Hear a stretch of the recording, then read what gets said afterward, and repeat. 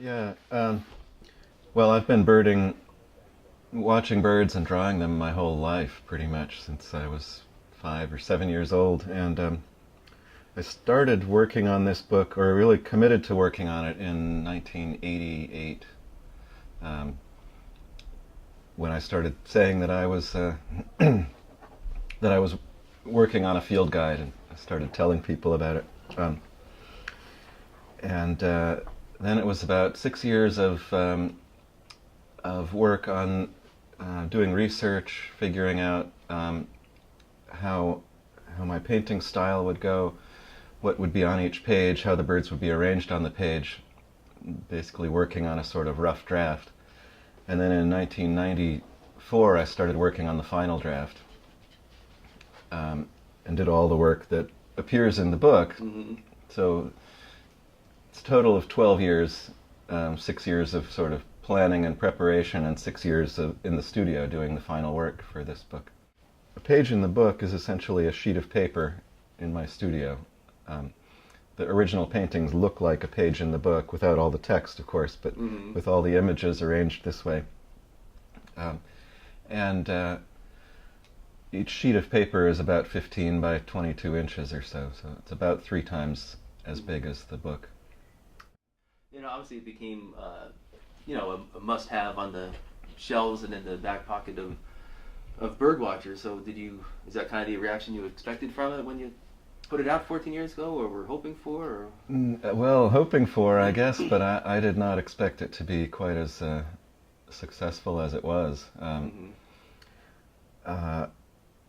I liked it, and I thought it was filling a gap, filling a need for a book with more illustrations of different plumages and birds in flight and all those things. But Mm-hmm. I didn't know how many other bird watchers were going to want that. It turned out quite a few. Yeah. I can present a sort of idealized portrait of the bird, and really simplify the image down to just the details that you need for identification. So it's not that I'm emphasizing the field marks or painting the bird in a way that exaggerates field marks, but by stripping away everything else with almost no background, simplifying the patterns and colors, I can make it into an image that it doesn't have any distractions in it. Mm-hmm. So, photographs are incredibly valuable, and I use them a lot as reference for this book, and I use them a lot when I'm working on a difficult identification or studying something. But in a field guide, when you're looking at a photograph, it shows you everything that was happening in that instant: the weather, the lighting, what the bird was doing, the bird's mood, its actions, the habitat around it, whether it was spring, summer, fall, winter. All that is recorded in the photograph, and mentally you have to sort of strip that away to get to the information that you need in the photograph. And the illustration, I'm able to do that work, do that step for you, strip away all the stuff that suggests a particular experience, a season or a time of day, or an action. And all the birds are in sort of generic poses, standardized poses, so they're all facing to the right. They're all Mm-hmm. in similar poses and pretty neutral postures. So so whatever your experience is with the bird in the field, you can look in the book and match that experience to the illustration here. From the moment that I finished work on the first edition, I was already thinking about the second edition, already gathering information. I consider this book a continuous work in progress. So it's been 14 years now.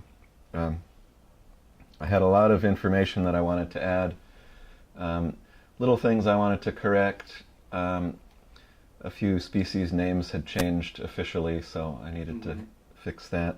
And just an overall update of the book. So we took the first book, I took all the original art and made changes to about 50% of it, mostly minor touch-ups, but some bigger changes. I added the 600 new illustrations to show a lot of new species that I added, mostly rare species, rare visitors. Some new plumages, new field marks that weren't illustrated in the first book. I rewrote almost all the text, and we redid all the range maps. So it's essentially a completely new book, in the same plan as the first one, but it's a complete overhaul. Overall, the biggest challenge for birds is habitat loss and habitat changes, really.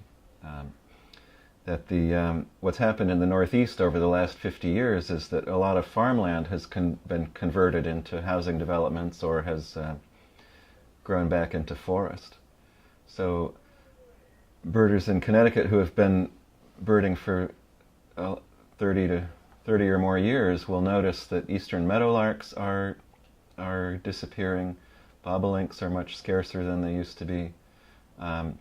Field sparrow, brown thrasher, these species that like hedgerows, farmland edges. Bobwhite quail is another one that has essentially disappeared.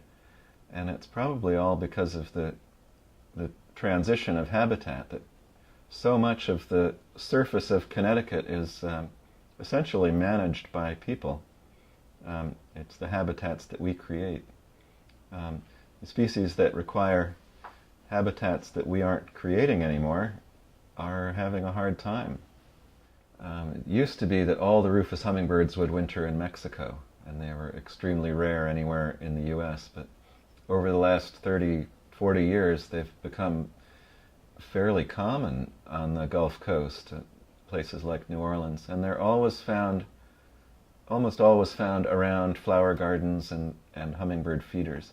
So it might be that the cultivated landscapes that people have created there created a habitat with flowers available through the entire winter and hummingbird feeders that have allowed rufous hummingbirds to successfully overwinter there.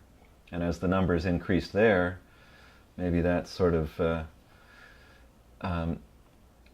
changing the migration pattern a little bit so that some of them are migrating east from their breeding grounds and ending up in Connecticut. But I suspect that will continue to increase.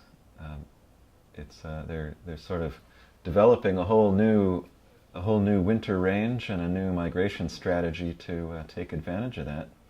And it seems very likely that we'll continue to see rufous hummingbirds showing up more along the Atlantic coast here. Art and birdwatching, Yes. made a pretty good living for yourself. So what advice do you have to either artists or someone who's trying to, maybe build a career in one of those, niches? Yeah, they're both good starving careers. I would say, follow your passion, keep at it, and keep working at it. If you love doing it, that's what matters. And if you love doing it, then you do it enough, you get good at it. Also, I would say don't rush it. These skills like that take a long time to develop, and you'll get better and better at it as you get more experience. So, if it's something that you love doing, just keep plugging away, and the success will come.